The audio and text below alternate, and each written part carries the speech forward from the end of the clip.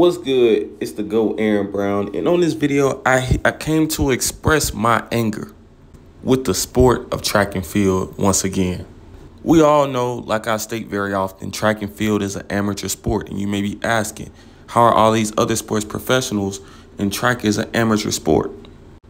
The football, you have the Super Bowl, which is a competition in which two professional teams compete.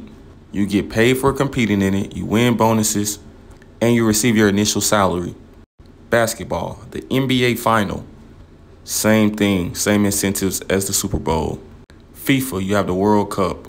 Hockey, you have the Stanley Cup. All of these professional sports, and their highest pinnacle competition is a professional competition. In track and field, the pinnacle of the sport when it comes to competition is the Olympics. The Olympics is an amateur competition.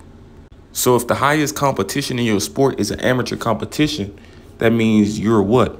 An amateur athlete competing for prizes and bonuses as if you were on The Voice or American Idol. You're an amateur singer competing for a prize at the end. And it's funny how track and field athletes, they want to be viewed as professionals, but they do everything in their power to not be a professional athlete. Firstly, professional athletes are more focused on winning and things of that nature. In track, I feel like the quote-unquote professional athletes, they're more focused on going back and forth with fans on social media than actually winning, and that's why they don't win shit. That's why Gabby Thomas will go to the Olympics and get ran the fuck off on and get Olympic records broken on her by Shericka Jackson. And Tara Davis could be the world leader and go and get out-jumped by motherfuckers we never heard of.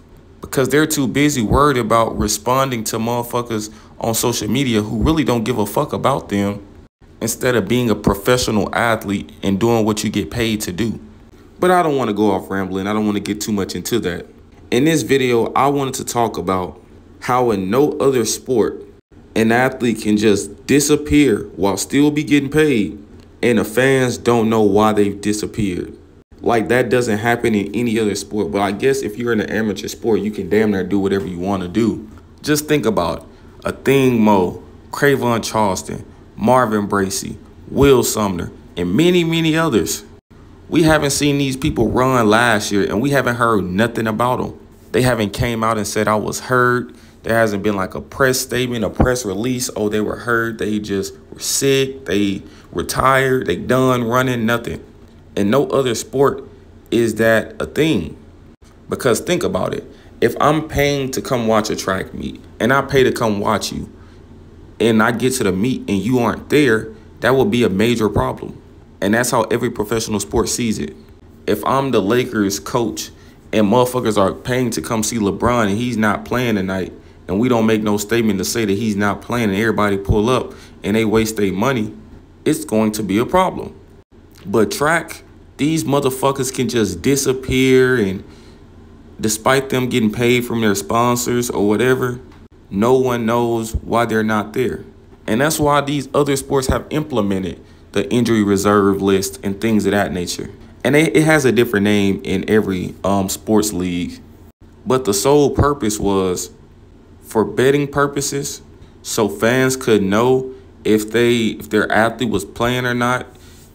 Just say if it was a 6-7 game series and this athlete that you want to see super bad isn't playing tonight, you would know days in advance so you could make adjustments. But in track, just say you wanted to go to a track meeting, you were expecting to see Sydney McLaughlin. They have her on the list to run, and then you get there, and then she's not there. 15 minutes before the race, they say, oh, yeah, Sydney never pulled up. She wasn't running at this meet. And then she pulls out for the rest of the season, and no one knows why. I think in track and field, they need to change that. If your ass not running, you owe the people paying to come watch you motherfuckers an explanation and why you not running.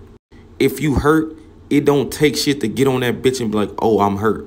If you dodging drug testers, it don't take shit to get on that bitch and be like, oh, I'm dodging drug testers right now, so therefore I'm not doing no running. There's just so many flaws in the amateur sport of track and field, and I could go all day about them. But I feel like this is one of the bigger ones. With the sport being so small in the grand scheme of things, and its profitability being so small because of its so many flaws that it has, the corruption that it has, the lack of talent, the lack of participation on a consistent basis by the top athletes, there's just so many flaws with this sport. And even when it comes to making teams like the USA team and like the Olympic team, the World Championship team, I think the USA should force their athletes to run a certain amount of meets to even be eligible to compete at the trials. Because how can you sit out all year and then just show up at the trials and run? I don't think you even deserve a spot to show up and run just because you hit a time the year before. And I feel like this will promote the participation of all the top athletes because they sit out all year. They don't open up until June, July. I think they should be required and forced to run at least 4 or 5 meets a year. And that shit is not a crazy amount because think about it. When they were in college, they was running 7, 8 meets indoor and then coming outdoor, running 9, 10 meets outdoor and then go to the trials and still perform well. So you mean to tell me you can't run 4 meets in a season and then go to the trials and still perform well? You're already on drugs, so your recovery should be pretty effective. And I get you got to dodge drug testers, so you technically don't want to run all the time because you can get tested at meets. But your doctors need to put you on better cycles if that's the case. Because don't get me wrong, I feel a lot of these people, that's the exact reason why they don't run. Not even I know that's the reason they don't run. They don't be hurt. They don't be sick. They're dodging drug testers, which is cool and I have no problem with, but do it more efficiently where you can still run and dodge their ass. All right, I'm out.